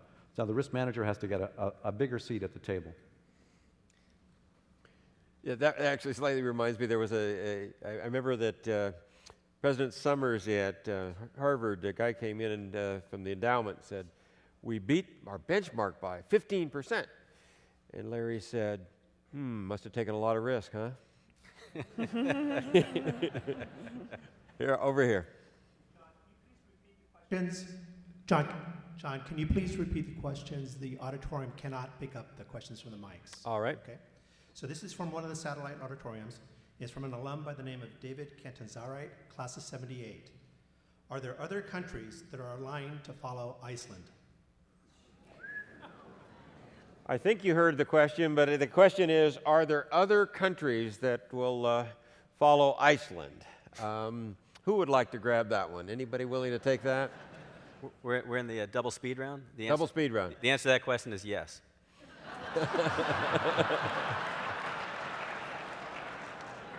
There are institutions that are larger than the economies in which they reside. And therefore, their governments, frankly, are not all in positions to be able to bail them out.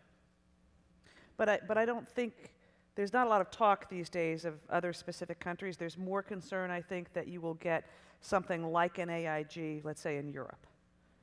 That would be the next big problem rather than an Iceland. Upstairs on this side.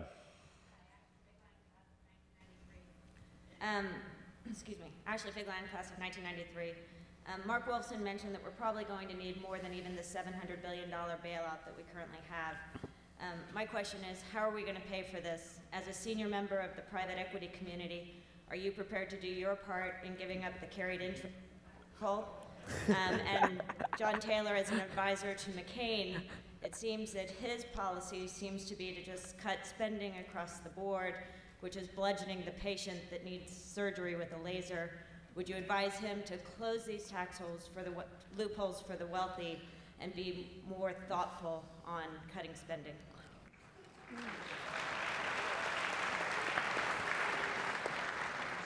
So I'm not going to repeat the whole question, but the main question was how are we going to pay for the rescue plans, which Mark said had to be much bigger than $700 billion. And also, I think there's some request that John say a few things. Mark? So my motivation in recommending that we need massive increases in the amount of a bailout is actually to diminish the amount that taxpayers will be on the hook for. Failure to do it will result in even larger costs to the system, all of which we will pay. As to whether the nastier part of the question pertaining to the private equity community, certainly there will be increasing amounts of taxes that need to be paid by the wealthy to finance the cost of shoring up the system. I have no doubt that that will occur, whoever is the next president. John, you want to say? Oh, yeah? Yeah.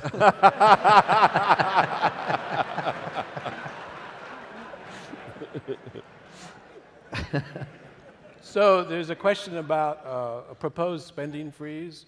Senator McCain actually has outlined that as part of his overall economic package for quite a while. It's a one-year freeze, and it excludes certain important things like our military and veterans benefits.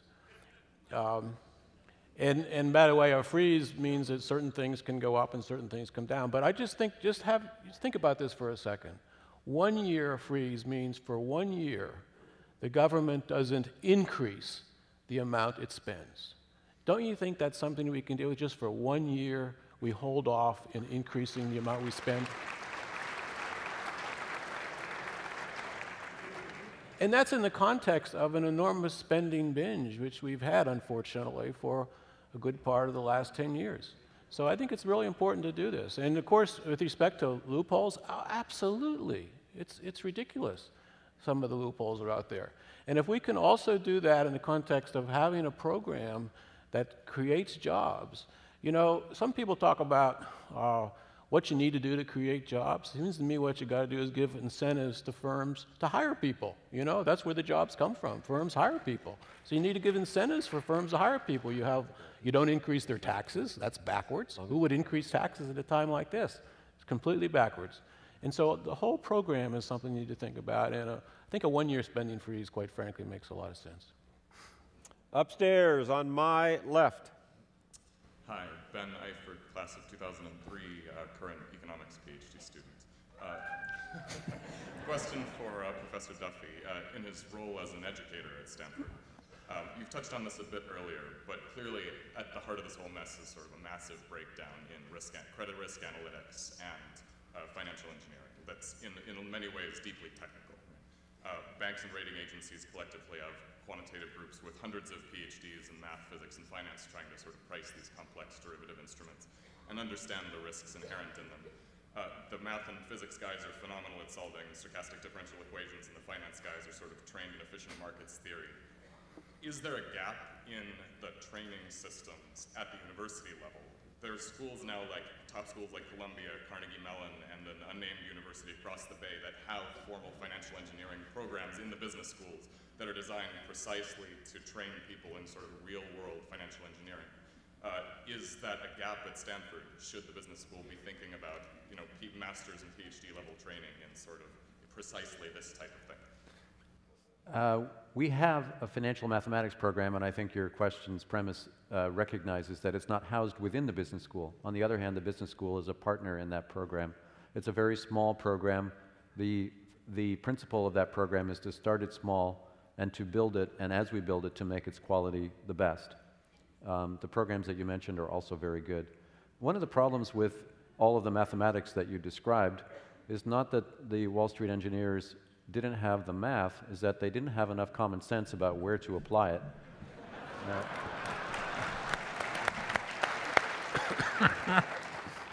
They were looking at the past to get their data, and the future is not always like the past. So looking around the corners and imagining what changes when lenders are no longer at risk and they're passing on the risks, what changes in the way that home mortgages will default, that's important, and it's not going to be in the math. Downstairs on my left. This is a question from an alum in one of our satellite auditoriums. Marion Froelich, class of 73, has a question for Mark Wolfson. Do you have any concerns regarding broadening the authority of the Secretary of the Treasury despite your fantasy of a benevolent dictator? So the question is, do we dare risk endowing a small number of key decision makers with as much power as may be necessary in order to move quickly to shore up our financial system? You know, I think that there are always trade-offs between broad-based decision-making and endowing decision rights in concentrated hands. And I think that one has to worry about costs of omission, one has to worry about costs of commission. I think that during periods of greatest crisis, we find ourselves with facing areas of omission being our greatest potential cost. Failure to act to shore up the confidence to get the markets going again poses the greater risk than abuse of that concentrated decision-making right. So I think that there is a gross misunderestimation. Misunderestimation. Yeah. It's an HBS phrase. Gross underestimation. It's the male form.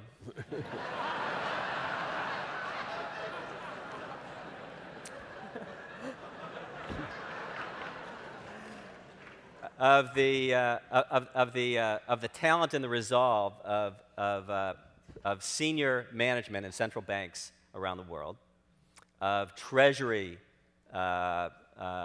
members, that is senior staff in Treasury around the world, and I think that that is not sufficiently visible to politicians, not sufficiently visible to the average voter, but it's something that gives me a great deal of comfort. There's an enormous amount of talent there, and I think it's the one great hope of getting our system back on track.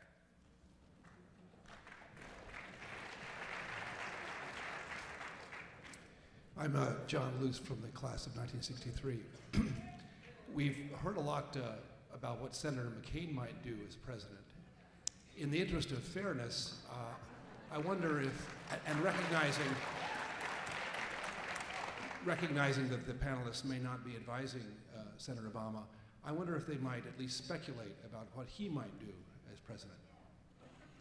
And you willing to take that? I'm going to address that to Ann. I think that's a perfectly fine question. I'm not going to address it to John Taylor. Why not? Well, I am not advising the Obama campaign, although I know some people who are part of the network of advisors. I think at this point it's hard to say specifically what will be done, especially because I think we have to be fair. Everyone, once they get into the office of being president, and particularly in very tumultuous times, has to deal with the cards as they are on the table. Bill Clinton really wanted to do some important fiscal stimulus, and what he found out was because of the budget deficit, he wasn't able to do that. And people said he had to choose between the two Bobs, Bob Rubin and Bob Reich. And he chose Bob Rubin, and he focused more on the deficit. I think if Obama is president, he is going to face that. I think he's going to want to have certain kinds of targeted fiscal stimulus, but frankly, I think early on, people are really going to have to focus on stabilizing the financial system and addressing the budget deficit and the current account deficit, because many people think we're not going to be able to run this level of current account deficit for very long. I think it's interesting to just observe that Bob Rubin is very active in advising the Obama campaign at this point. I think Larry Summers, who has a lot of experience in things like persistent current account deficits, is also involved. And so you do have some people who are very experienced in international economics and also in the plumbing of the financial system who will be involved if it's the case that Obama is president. Just realistically, if you're standing up waiting for a question, I'm going to try to get one more round. Upstairs on to my right. Okay, this is from the Satellite Auditorium. What would you advise the individual investor to do?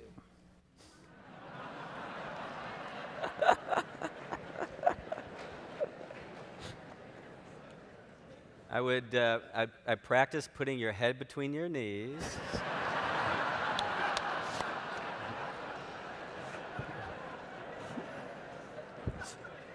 Stretching exercises would be helpful in this regard. It very much depends on your circumstance. So first of all, this is a time where you need to be sure that you've got a sleep-at-night portfolio of sufficient magnitude to protect your standard of living for the next 10 years. If you don't have that, then your options are limited. But otherwise, this is also not a time to have a knee-jerk reaction and completely sell out of equities. By all historical standards, the bounce back in equity prices tends to be far quicker than the drawdown in equity prices during equity price collapses.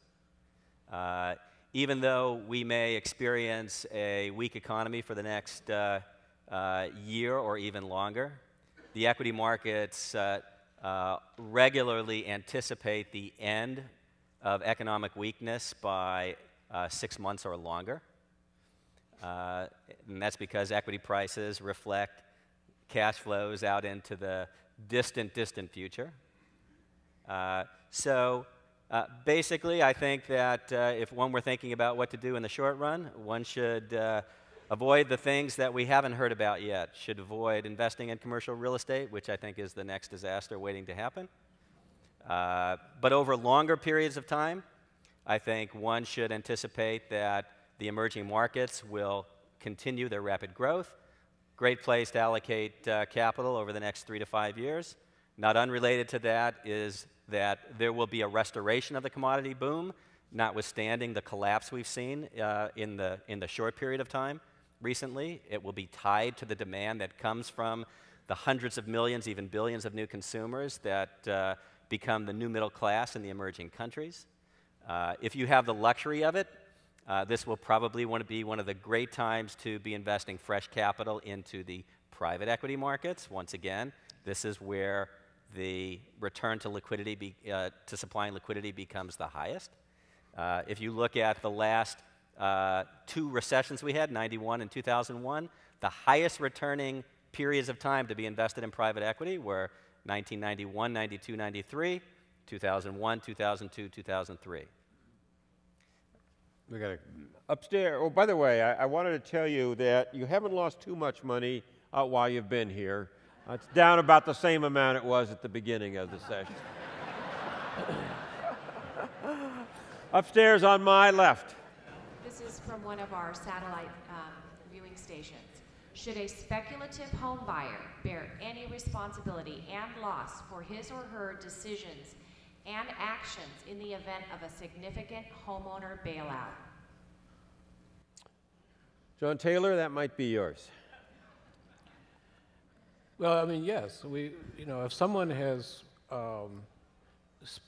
speculated in the sense of taking positions that involved way too much risk compared to what they were capable of handling, then they should be responsible for that. People respond. That's the thing we've all been talking at this table, at this panel right here, is that there's too little responsibility taken, whether you're a CEO or whether you're a small bank or whether you're borrowing.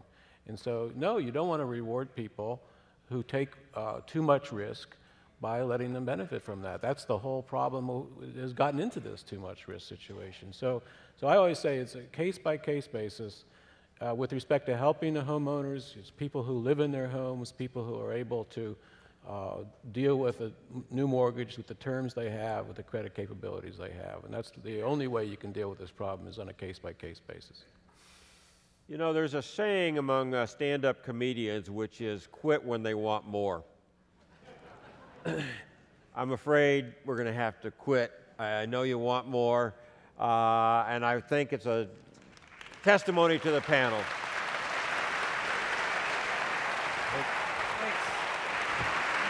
Thanks, Sam. It's a pleasure.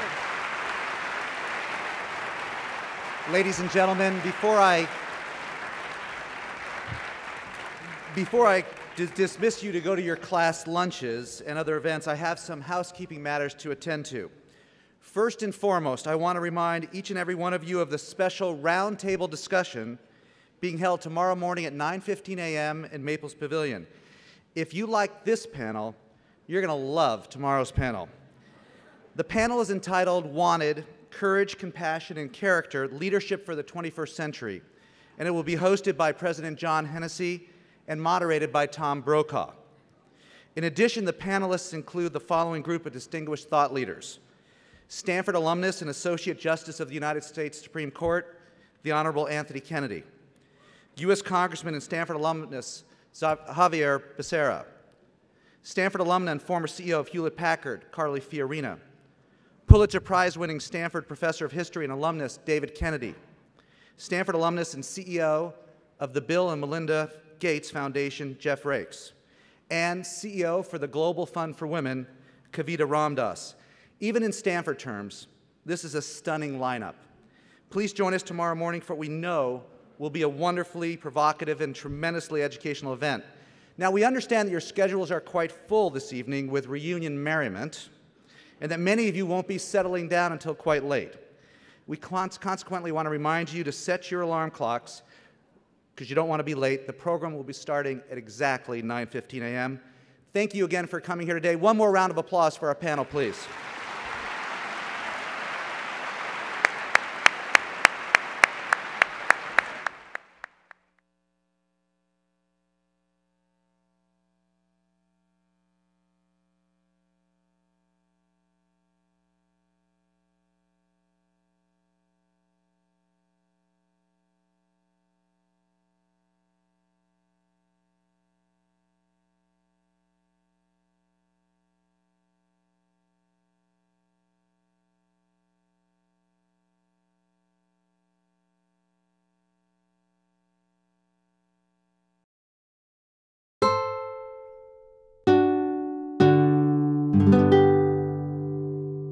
The preceding program is copyrighted by Stanford University.